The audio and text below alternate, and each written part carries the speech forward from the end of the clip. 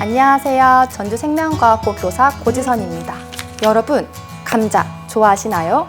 폭신폭신 흑예소 알감자, 바삭바삭 감자칩, 밥도둑 감자탕 등 다양한 용도로 쓰이고 있는 감자에 대해서 여러분은 얼만큼 알고 계실까요?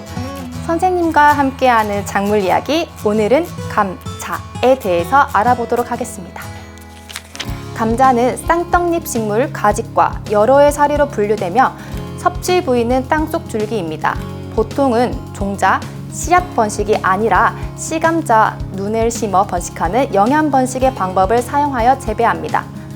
파종 시기는 지역별로 다르지만 2월 말부터 4월 상순까지 가능하며 약 100일의 기간을 걸쳐 감자가 크면 5월 말에서 7월 중순 사이에 수확이 가능합니다. 감자의 영양 성분은 다음과 같은데 지방이 적고 수분이 많아서 다른 곡물에 비해 열량이 낮습니다. 선생님, 감자가 열량이 낮으니까 다이어트 식품으로 먹어도 되나요? 아닙니다. 열량은 낮지만 감자는 GI, 혈당 지수가 90 이상으로 혈당 전환이 빠르고 잉여 당분이 많아져 살찌기가 쉽다고 합니다. 주변 다이어터들이 감자 말고 고구마를 먹는 이유겠죠? 남아메리카가 기원지인 감자는 산을 넘고 물을 건너서 우리나라에 오게 되었는데 추정 시기는 조선시대 19세기 순조 때입니다. 북쪽 청나라에서 넘어와 그 당시 이름이었던 감저에서 지금의 이름인 감자로 이름이 바뀐 것으로 추정됩니다. 감자가 들어오고 한동안 감자는 비슷한 모양을 가지고 있던 땅속 식물인 고구마와 함께 통칭하여 감저라고 불렸습니다. 감자는 누가, 어떻게, 왜 우리나라로 들어오게 되었을까요? 여기에는 두 가지 설이 있습니다.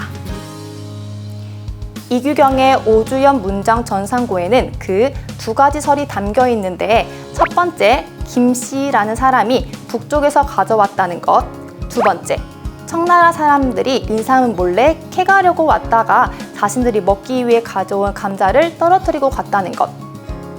어찌되었건 북쪽에서 우리나라로 들어오게 된 감자는 관북 지방에 잘 번졌으며 당시 조선시대에는 오랫동안 뿌리 작물을 즐겨 먹었기 때문에 좋은 식량으로 사용되었습니다. 감자는 우리나라로 들어오기 전 유럽에 먼저 도착했었는데 유럽 사람들은 우리나라 사람처럼 감자를 잘 활용하여 먹었을까요? 선생님, 유럽 사람들 햄버거에 포테토 스틱 많이 먹던데 그럼 그때도 감자를 좋아하지 않았을까요?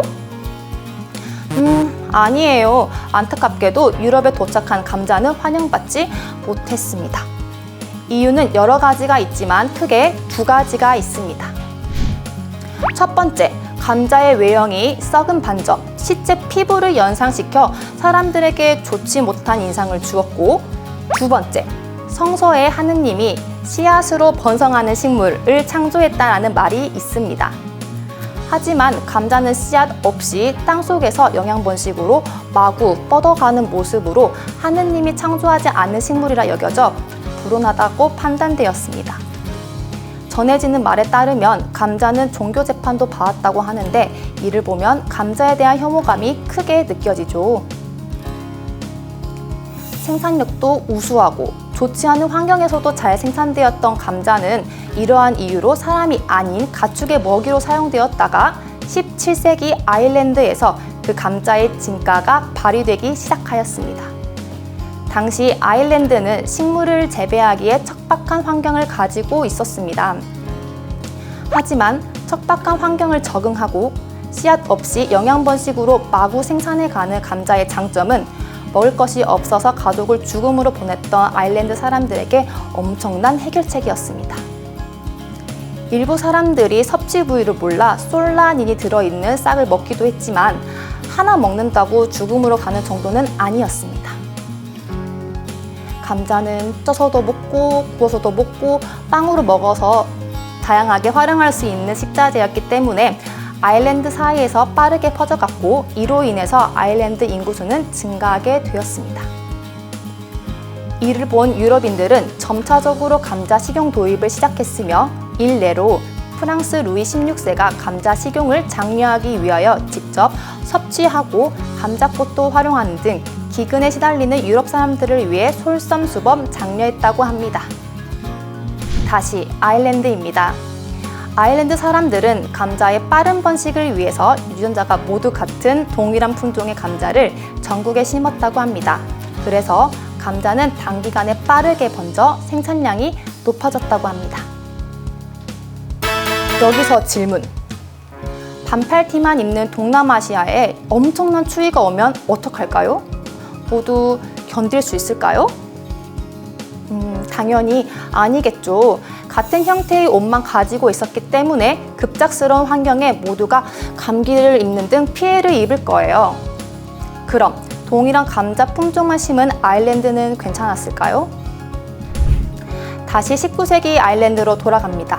사건은 1845년 아일랜드에 감자 역병의 바람이 불었습니다. 아일랜드 전체에 심었던 그 품종에 취약한 역병이 생기니 이를 해결하지 못하고 아일랜드 전역의 감자가 피해를 입어 죽게 되었습니다. 이로 인해서 아일랜드 사람이 100만 명 이상 굶어 죽게 되는 사건, 아일랜드 대기근이 발생하였습니다. 이로 인해서 아일랜드 사람이 기근을 피하기 위하여 다른 대륙으로 넘어갔고 그곳이 바로 미국입니다.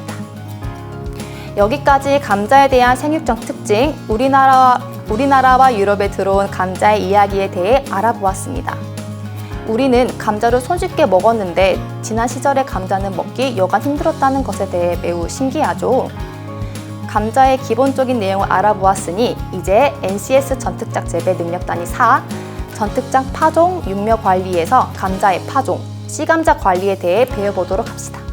지금까지 선생님과 함께하는 작물 이야기 고지선이었습니다. 여러분 안녕.